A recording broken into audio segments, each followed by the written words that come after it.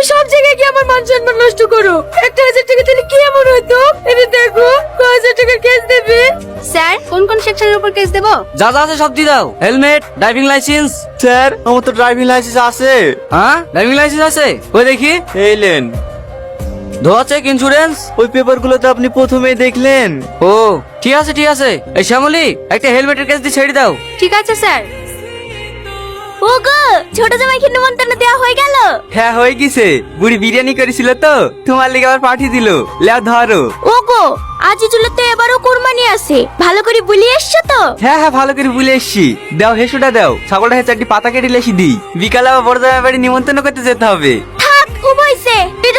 বড় জামাইকে বলতে যেতে হবে না, ফোন করে বলে দিলেই হবে। আসবে না আসবে। তাই বললে হয়? বছরকার দিন মেয়ে জামাইকে বলতে হবে না? না বলতে হবে না, মেয়ে হলে আমাদের কথা শুনতো। বিড়িকে আর ওই ভিখারিকে বিয়ে করতো না।